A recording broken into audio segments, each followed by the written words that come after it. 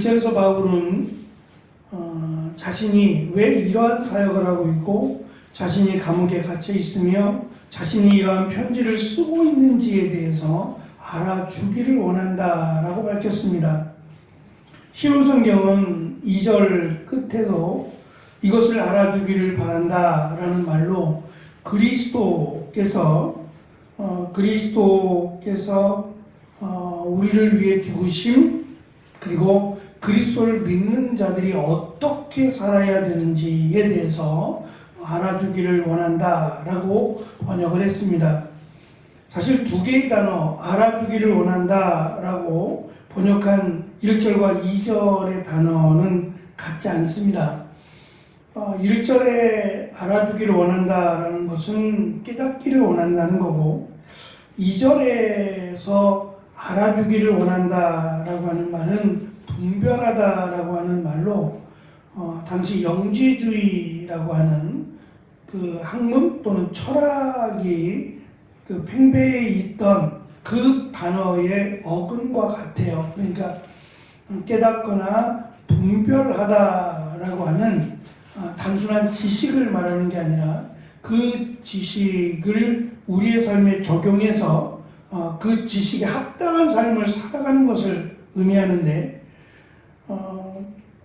당시 이원론이라고 말하는, 그러니까 두 개로 나누어서 눈에 보이는 것들은 불완전하고 또 한계가 있고 보이지 않는 것들은 영원하다라고 하는 생각으로 진리라고 하는 것이나 또는 성실함이나 이런 것들은 귀한 것이고 눈에 보여지는 것들은 불완전해서 이런 것들은 완전함보다 덜한 것으로, 그래서 금욕주의가 등장하기도 하는 이런 학문이나 철학이 영지주의였는데, 그 영지주의가 시작된 말이 분별하다라고 하는 말입니다.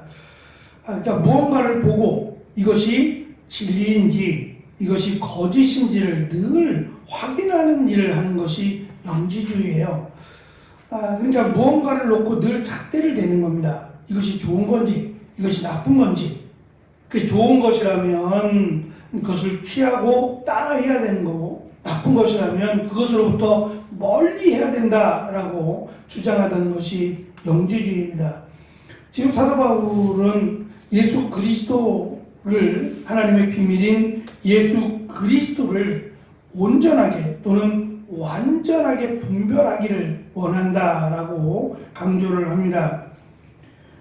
이 분별하다라고 하는 단어가 골로새서에서 4번이 등장합니다. 그 4번 모두가 그리스도와 관련이 되어 있습니다. 1장 9절에도 등장하는데 하나님의 뜻을 분별하십시오 라고 말했고, 1장 10절에서 하나님의 비밀인 그리스도를 분별하는 것에서 자라가십시오. 세 번째 우리가 읽은 말씀인 하나님의 비밀인 그리스도를 완전히 분별하십시오. 마지막 3장 10절에도 창조하신 하나님의 형상을 따라 분별하는 일에 자라가십시오 라고 예수 그리스도가 십자가에 달려 죽었지만 이 십자가에 달리신 예수 그리스도가 누구신지, 단순한 그들이 말하는 죄인인지 이것을 분별해야 믿음이 자라간다는 겁니다.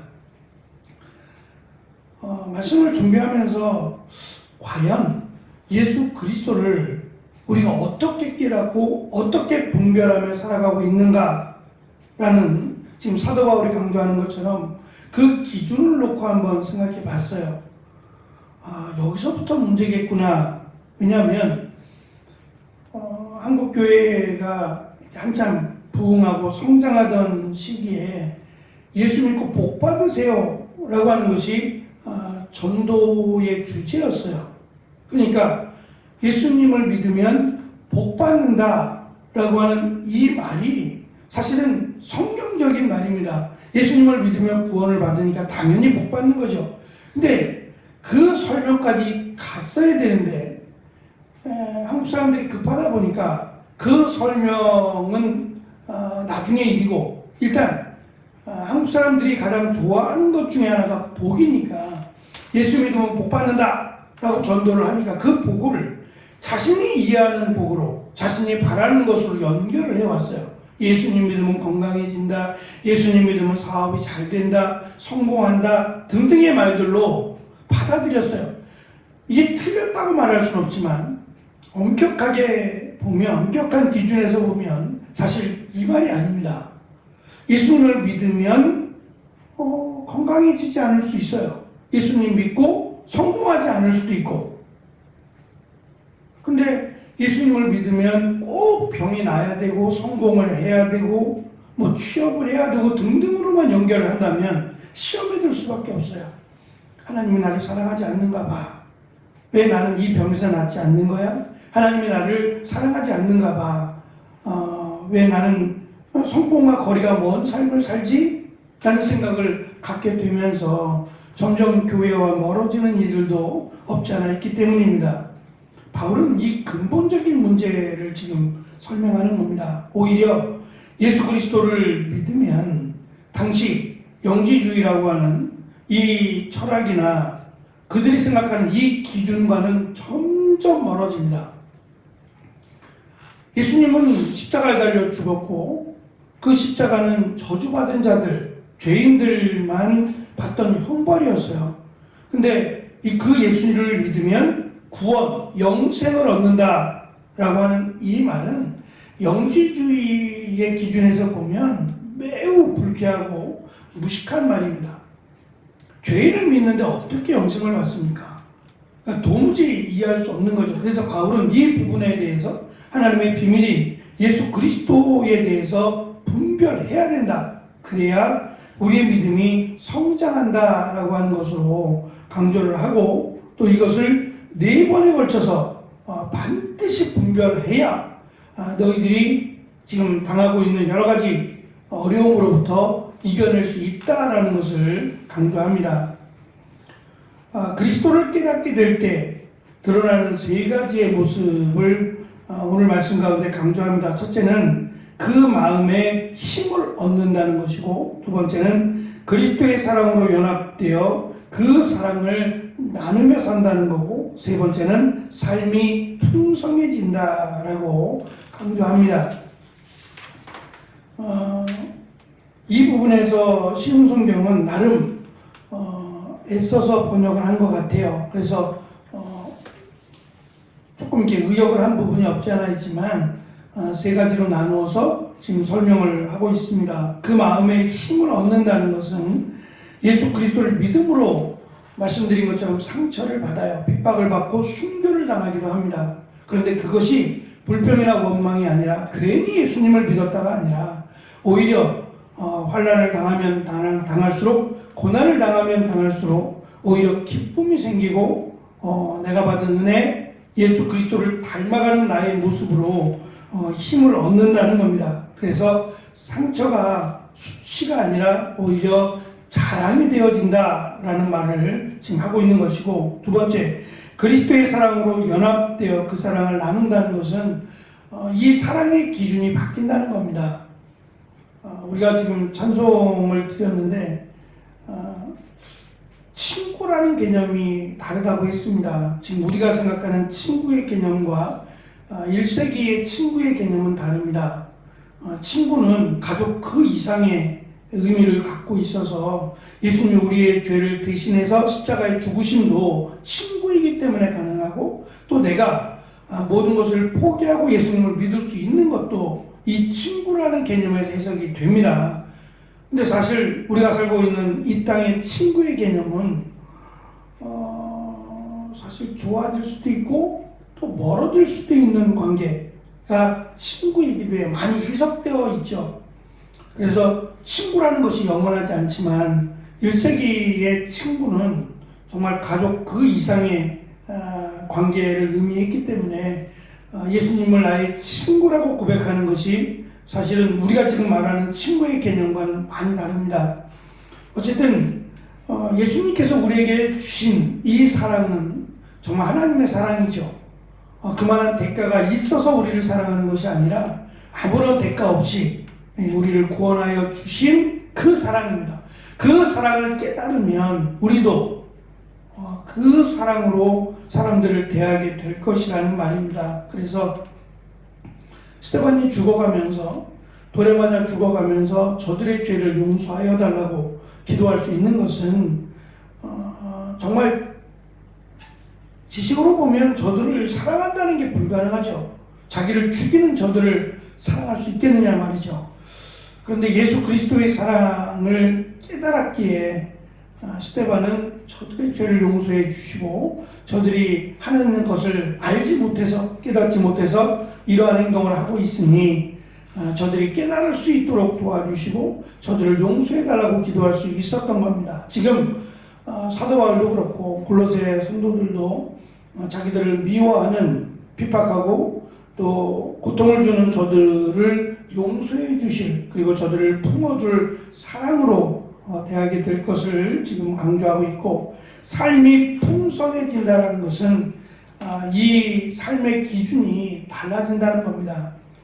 내가 좋아하는 것을 이룰 때 기뻐하고 또 내가 만족하고 할 때 행복해합니다. 그런데 예수님을 믿으면, 예수님을 분별해서 예수님을 깨닫고 나면 말 그대로 사도 바울이 강조하는 범사에 감사하고 또 쉬지 않고 기도하고 항상 기뻐할 수 있는 그런 삶을 살아가게 된다는 거죠. 그래서 하나님의 나라의 백성으로, 하나님의 나라의 시민으로서의 삶을, 이 땅의 시민이지만 하나님의 나라의 시민으로서의 삶을 살아간다라고 하는 것을 강조합니다. 하나님의 비밀인 그리스도를 아는 것, 그리스도를 분별하고 깨닫는 것과 이 세상의 철학이나 이 세상의 기준은 다를 수 있습니다. 지금도 마찬가지고 그것을 바라지만 사실 그것과 같은 시대는 없었던 것 같아요. 다시 말하면 우리가 예수 그리스도를 믿는다는 것은 세상을 역행하는 것일 수 있어요. 세상의 기준에서 보면 세상을 따르지 않는 사람입니다. 세상의 기준과 다른 하나님의 기준에 맞춰 살아가는 사람입니다. 하지만 바울은 그 부분에 있어서 세상이 우리를 알아주지 않아도, 또 우리가 세상을 역행하는 삶을 살지라도 결코 포기하지 말아야 된다라는 겁니다. 왜냐하면 세상은 우리를 구원할 수 없어요. 아무리 세상에 맞춰 살아가고 세상을 기쁘게 하고 살아가고 세상에 도움되는 삶을 살지라도 세상은 우리를 구원하지 못한다는 겁니다. 그러나 천지를 주관하시고 창조하신 하나님은 그 하나님의 뜻을 분별하며 하나님께서 허락하신 이 비밀인 그리스도를 믿고 살아가는 자에게는 구원을 주신다라는 것을 확신하고 있기 때문이죠. 이것이 믿음이 자라가는 자의 모습임을 바울은 강조합니다. 그래서 특별히 우리가 관심을 가져야 될 것은 예수 그리스도를 깨닫는 겁니다. 예수 그리스도를 분별하고 예수 그리스도가 누구신지에 대해서 늘 관심을 갖고 배우고 연구해야 된다라고 하는 것을 강조합니다. 그래야 우리가 세상을 이길 수 있다는 거죠. 그래서 바울이 늘 강조했던 것처럼 세상이 감당할 수 없는 사람, 세상이 심지어는 목숨을 담보로 해서 너 우리를 따르지 않으면 세상은 너희들을 이 땅에 두지 않을 거야 라고 하는 목숨을 건 그런 고난과 또는 핍박을 가할지라도 포기하지 않을 때 세상이 우리를 감당할 수 없다고 하죠. 그렇게 세상이 감당할 수 없는 삶을 살라고까지 말하는 것은 세상이 죄악된 세상이기 때문이고 세상이 예수 그리스도를 멀리하기 때문입니다. 안타까운 일이긴 하지만 우리가 살아가는 이 세상도, 이 땅도 어쩌면 우리가 역행해야 되는, 하나님의 기준에서 살아갈 때 세상을 역행하는 삶을 살 수밖에 없는 안타까운 세상입니다. 그럴지라도 우리의 구원은 이 세상에 속하지 않고 하나님께 있다라고 하는 것을 믿음으로 이 세상을 잘 이겨낼 수 있고 또 세상도 감당할 수 없는 믿음의 삶을 살아갈 수 있도록 그렇게 기도하고 또 그렇게 삶을 살아가는 골로새 성도들이 되기를 바울은 알아주기를 원한다라는 말로 지금 강조하고 있습니다. 역시 우리에게도 그리스도를 알아가는 기쁨, 또 그리스도를 온전히 분별해서 거짓에 흔들리지 않는 믿음으로 자라가는 귀한 은혜가 있기를 축원합니다. 기도하겠습니다.